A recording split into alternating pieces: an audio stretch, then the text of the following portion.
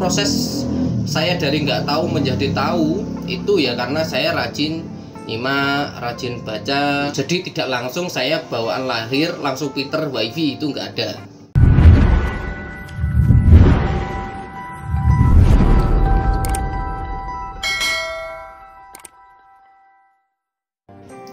Assalamualaikum warahmatullahi wabarakatuh. Kembali lagi bersama saya Ahmad di channel Ahmad PR. Di video kali ini kita akan bahas si router ini lagi. Kali ini sedikit berbeda. Saya nanti tidak akan mengulas tutorial soal ini, tapi saya lebih menjawab pertanyaan yang masuk ke YouTube saya kemarin, karena banyak banget yang bertanya, padahal di video sudah saya singgung soal modem ini. Oke, langsung saja. Jadi pertanyaan yang pertama ini datang dari teman-teman. Itu ada yang bertanya, Bang, kalau modem ini sudah dijadikan Open WRT, apakah fungsi modemnya masih bisa dipakai? Jadi begini teman-teman, ketika router ini sudah dimodifikasi menjadi Open WRT, otomatis fungsi dari SIM cardnya ini sudah mati, atau dalam arti jika sudah Open WRT tidak bisa dipasangi kartu, artinya kartunya nggak baca. Kalau kalian ingin dibuat alat injek, berarti kalian perlu modem tambahan. Jadi hanya satu fungsi saja. Kalau kalian menginginkan fungsi yang lain, misal mau dipakai buat modem, silahkan pakai ROM yang original. Itu nanti bisa dipasangi kartu, dengan syarat ini hanya support frekuensi 2300. Jadi untuk frekuensi 2300 itu, untuk per sekarang ini operator seluler di Indonesia yang support 2300 itu hanya Telkomsel dan Smartfren. Jadi untuk operator yang lainnya itu tidak support 2300. Jadi gitu teman-teman. Kalau kalian memutuskan beli modem ini untuk kalian pakai sebagai home router, atau kalian butuh fungsi dari SIM cardnya, berarti kalian harus memilih mau pakai yang mana antara Smartfren dan Telkomsel. Hanya itu saja. Tapi dengan syarat kalian harus cek dulu apakah lokasi kalian itu support dengan frekuensi 2300. Kalau tidak support, itu nanti tidak bisa ya teman-teman. Jadi harus support frekuensi 2300. Nanti untuk caranya kalian bisa download aplikasi NetMonster. Nanti kalian bisa cek di situ akan muncul. Nah, ini saya tampilkan seperti ini di samping saya. Nah, jadi tampilannya kurang lebih seperti itu. Jika muncul seperti itu, berarti area kalian tidak tercover untuk frekuensi 2300. Seperti itu. Terus ada pertanyaan lagi, Bang, ini kalau kita beli Open WRT ori, apakah bisa dipakai untuk nembak WMS? Jawabannya tidak bisa ya teman-teman. Karena apa? Kalau firmware ini ori, namanya juga original, itu tidak ada fitur-fitur yang lain. Jadi original itu standar seperti fitur router biasanya. Tidak ada fitur yang namanya auto login WMS ataupun tunnel. Jadi kalau kalian sudah pasangi Open WRT, ini kalian nanti bisa instalasi sendiri untuk tool-tool yang kalian inginkan, karena ini sifatnya open source kayak begitu.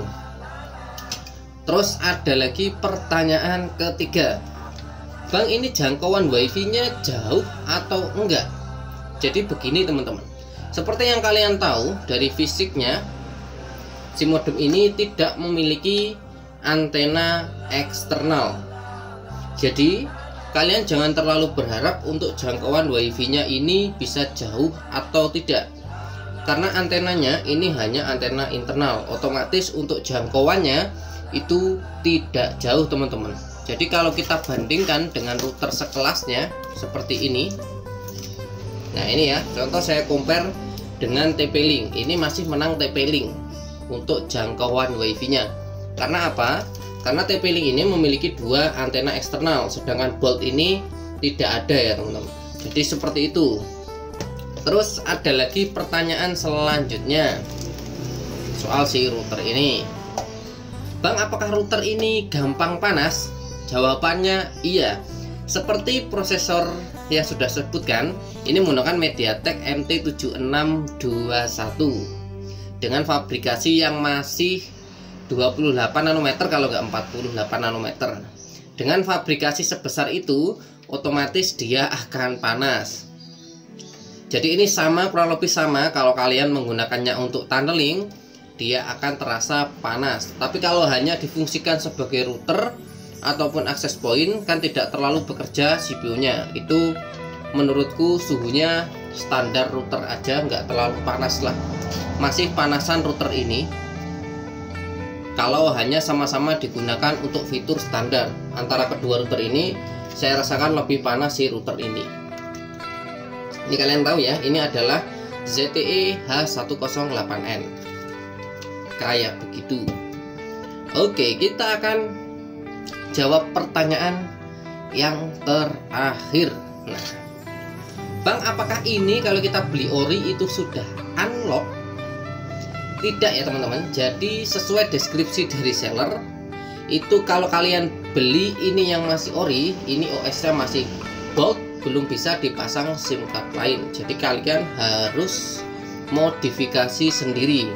Dan nanti ada beberapa kasus untuk emailnya ini nanti akan diblokir teman-teman.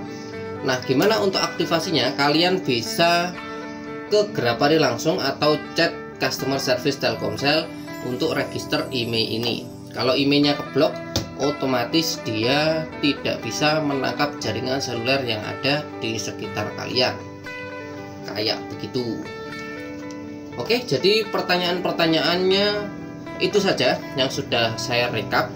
Ini sebenarnya sudah saya singgung juga di video, tapi entah kenapa ini masih menjadi pertanyaan lagi gitu loh.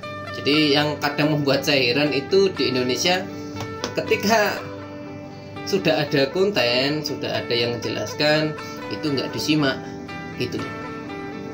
Jadi ada yang bilang juga, enak Bang kalau sampean pinter loh. Sebenarnya gini teman-teman ya, kita sebagai manusia itu terlahir sama. Kita bayi lahir itu nggak tahu apa-apa, sama gitu loh.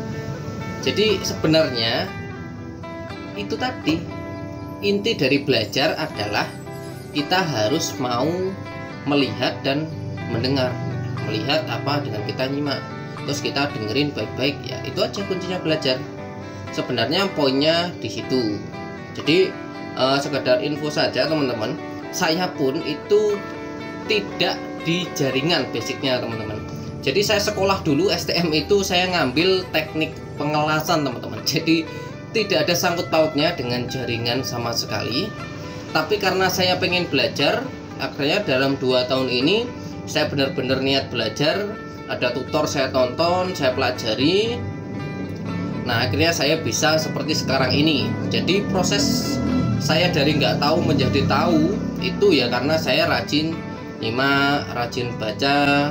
Terus saya masuk grup. Nanti di grup itu saya banyak baca-baca komentar dan sharing-sharing dari teman-teman semuanya. Konsep seperti itu. Gitu ya teman-teman ya. Jadi tetap semangat buat belajar. Pokoknya intinya kalau kalian mau belajar, kalian harus mau melihat dan mendengar. Melihat dalam arti kalian mau nyimak, mau membaca. Terus kedua, kalian mau dengerin apa yang disampaikan oleh si pembuat video. Kayak gitu. Oke teman-teman, mungkin cukup segitu aja untuk video kali ini. Ini sedikit menjawab pertanyaan teman-teman semuanya terkait dengan modem PL100 ini. Nanti kalau masih ada pertanyaan lagi silahkan tuliskan di kolom komentar. Nanti kalau bisa jawab akan saya jawab teman-teman. Jangan lupa bagi kalian yang pengen belajar bareng, saya sudah sediakan grup, ada grup Facebook, ada grup Telegram. Nanti kalian silahkan join saja dan itu gratis. Nanti kita bisa sharing-sharing di sana. Ya walaupun saya sendiri untuk sekarang tidak terlalu aktif di grup karena banyak sekali kesibukan ya. Karena di rumah ini saya juga sebagai penggiat RT RW Net, kadangkala pas musim hujan seperti ini ya kita harus sedikit sering sibuk sih, karena kalian tahu lah musuh dari GSM adalah hujan. Kalau hujan ya kita harus pinter-pinter ngatur trafficnya ini biar lancar kayak gitu. Sekian video kali ini, semoga bermanfaat. Sampai ketemu di konten-konten saya selanjutnya. Wassalamualaikum warahmatullahi wabarakatuh.